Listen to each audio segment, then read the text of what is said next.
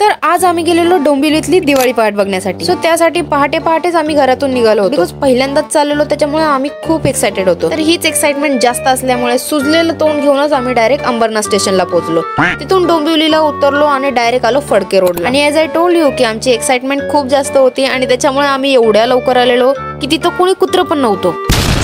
ठीक आहे, चला आता आलोय तर व्हिडिओ आणि फोटो सगळं काढून घेऊया। असं पण त्याच्यासाठीच तर आलोय। गर्दी नसल्यामुळे आमचे मस्तपैकी सगळे व्हिडिओ आणि फोटोज निघाले। आणि हे काढता काढता कधी एवढी गर्दी जमा झाली ना, आम्हालाच कळलं नाही। म्हणलं भाई जास्त गर्दी व्हायच्या आधीच आपण पटकन सीट पकडून घेऊया।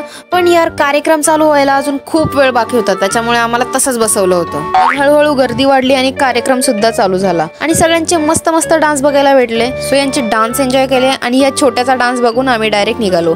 सगळ्यांचं काही ना काहीतरी वेगळं चालू होतं। म्हणलं जाऊ दे, आपल्याला काय करायचंय, आपल्याला भूक लागली त्याच्यामुळे आम्ही डायरेक्ट जाणार होतो। आम्ही सकाळपासून काही खाल्लं नव्हतं, त्याच्यामुळे आम्हाला लवकर भूक लागलेली आणि त्यासाठीच आम्ही डायरेक्ट खाण्यासाठी गेलो। पटकन खाल्लं आणि लगेच निघालो वादन बघण्यासाठी। भाई साहब तुम्हाला सांगते, त्यांची एनर्जी बघून ना आपल्यामध्ये काहीतरी वेगळीच एनर्जी येते। कसलं कमाल वाजवतात। पण आम्हाला खूप जास्त लेट होत होतं, त्याच्यामुळे आम्ही अर्धच वादन बघितलं आणि डायरेक्ट निघालो घरी येण्यासाठी।